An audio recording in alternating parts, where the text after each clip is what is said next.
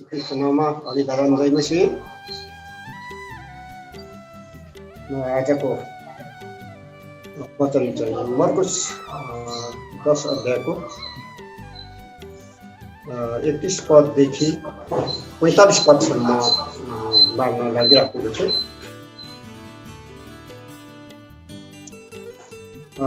मर्कुस 10 अध्यायको 31 पदमा तर धेरै पहिला हुनेहरू पछिला र पछिला हुनेहरू चाहिँ पहिला हुनेछन् भनेर यहाँनिर धर्मशास्त्रमा लेखिएको कुराहरू छ। धेरै पहिला हुनेहरू पछिला हुने छ र पछिला हुनेहरू चाहिँ पहिला हुनेछन् भनेर यहाँ भनेको छ।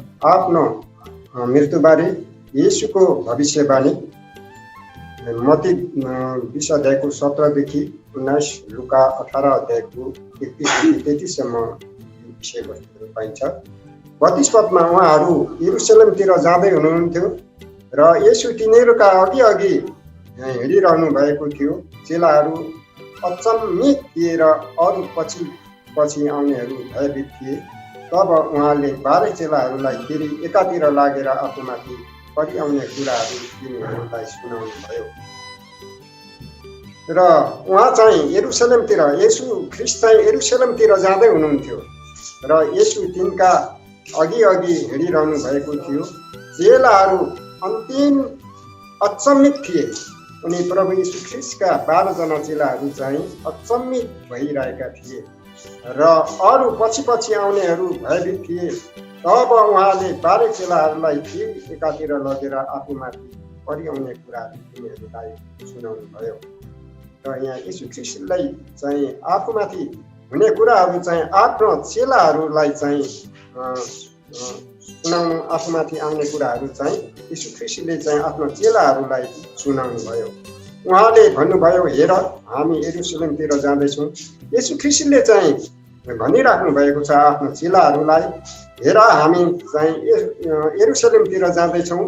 त्यहाँ मानिसको पुत्रलाई मुख्य पुजारी र शास्त्रीहरू कहाँ सुम्पिदिनेछ र तिनीहरूले उसलाई मृत्युदण्ड दिनेछन् र अन्य जातिहरूका हातमा सुम्पिदिनेछन्। यहाँनिर चाहिँ प्रभु येशू ख्रिस्टको चाहिँ अन्तिम समय आइराखेको कुराहरू हामी पाउँछौँ। त्यो भएको कारणले गर्दाखेरि हामी यरुसलेमतिर जाँदैछौँ। यहाँ मानिसको पुत्रलाई मुख्य पुजारी र शास्त्रीहरू कहाँ सुम्पिदिनेछन् र तिनीहरूले उसलाई मृत्युदण्ड दिनेछन् र पुजारी शास्त्रीहरू कहाँ येशू ख्रिस्टलाई सुम्पिदिनेछ र तिनीहरू उसलाई मृत्युदण्ड दिनेछन् र अन्य जातिहरूका हातमा सुम्पिदिनेछन् भनेर चाहिँ येशू ख्रिस्ट आफैले यहाँनिर आफ्नो चेलाहरूलाई भनिराख्नु भएको कुराहरू। अनि तिनीहरूले उसलाई हिल्ला गर्नेछन् र उसलाई थुक्नेछन्, उसलाई कुरा लगाउनेछन् र उसलाई मार्नेछन्। तर 3 दिनपछि फेरि जीवित भई 3 दिनपछि ऊ फेरि जीवित हुनेछन् भनेर परमेश्वरले चाहिँ आफ्नो धर्मशास्त्रहरूमा यहाँनिर लेखिराखेको कुराहरू हामी पाउँछौँ। अनि हामी यहाँनिर 41 पदमा हेर्छौँ भने यो सुनेर 10 जना चेलाहरू याकुब र योहनासँग रिसाए। अनि यो कुराहरू चाहिँ 10 जना चेलाहरूले सुनेपछि चाहिँ याकुब र योहना चाहिँ रिसाएको कुराहरू हामी पाउँछौँ।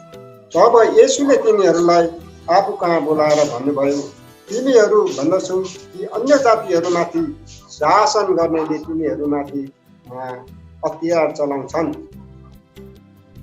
अनि यहाँ येशूले तिनीहरूलाई आफू कहाँ आफ्नो चेलाहरूलाई बोलाउनु भएको कुराहरू विषयवस्तु छ र तिनीहरू जान्दछौ कि अन्य जातिहरूमाथि शासन गर्नेहरूले तिनीहरूमाथि अख्तियार चलाउने छन् अनि तिनीहरूका ठुला ठालुहरूले तिनीहरूमाथि अधिकार चलाउने छन् भनेर चाहिँ यहाँनिर भनिरहेको कुराहरू हामी पाउँछौँ। 41 पदमा तिनीहरूमा चाहिँ त्यसो हुनु हुँदैन। अनि आफ्नो चेलाहरूलाई चाहिँ प्रभु येशू ख्रिस्टले चाहिँ यहाँनिर सम्झाइराख्नु भएको कुराहरू छन्। तिमीहरू चाहिँ त्यसो हुनु हुँदैन, तर तिमीहरूमा जसले ठुलो हुने इच्छा गर्छ त्यो तिमीहरूको सेवक हुनु पर्दछ भनेर चाहिँ येशू ख्रिस्टले आफ्नो चेलाहरूलाई चाहिँ भनिराख्नु भएको कुराहरू छ। तर तिमीहरू चाहिँ जसले ठुलो हुने इच्छा गर्छ, जुन व्यक्तिहरू चाहिँ परमेश्वरको राज्य र धार्मिकतामा चाहिँ ठुलो हुने इच्छा गर्छन् भने हामीहरूले चाहिँ तिमी सबैले चाहिँ तिमीहरूको सबै सेवक हुनुपर्छ भनेर चाहिँ लेखिएको छ। अनि 44 पदमा अनि तिमीहरूलाई जसले पहिलो हुने इच्छा गर्दछ त्यो सबैको दास हुनुपर्नेछ। अनि जो हामी कसैले पनि चाहिँ सबैभन्दा ठुलो पहिलो हुने इच्छा गर्दछौँ भने त्यो सबैको दास हुनुपर्दछ। अनि दास भनेको चाहिँ सबैले भनेको कुराहरूमा एउटा कमरा जस्तै हो। अनि त्यो दास भएपछि मात्रै चाहिँ हामी परमेश्वरको राज्य र धार्मिकतामा हामी नम्रता र धैर्यता अनिवार्य हुन्छ। 45मा किनभने मानिसको पुत्र सेवा पाउन होइन तर सेवा गर्न र धेरैका छुटकाराको मूलको निम्ति आफ्नो काम दिएको हो। अनि हाम्रो प्रभु यीशु ख्रीष्ट चाहिँ मानिसको पुत्र सेवा पाउनलाई होइन तर सेवा गर्न र धेरैका छुटकाराका मूलको निम्ति आफ्नो प्राण दिन आएको हो भनेर चाहिँ यहाँनिर वचनमा लेखिएको छ। प्रभु यीशु ख्रीष्ट हाम्रो निम्ति हामीलाई उद्धार मुक्ति दिनको निम्ति हामीलाई चाहिँ हाम्रो निम्ति चाहिँ उहाँले आफ्नो प्राण दिनु आउनु भएको कुराहरू यहाँनिर पाउँछौँ। र आज प्रियहरू सबैभन्दा महत्त्वपूर्णको कुराहरू चाहिँ तपाईँ हाम्रो विश्वासीको कारणले गर्दाखेरि उहाँले आफ्नो शरीर चाहिँ हाम्रो निम्ति चाहिँ उहाँले बलिदान दिनुभएको छ, अर्पण गर्नुभएको छ। त्यसको लागि हामीले चाहिँ विश्वासी भएको कारणले गर्दाखेरि हामी उहाँको एउटा राज्य र धार्मिकतामा फल फलाउने एउटा असल विश्वासी, अनुशासित विश्वासी हुनु जरुरी पर्दछ।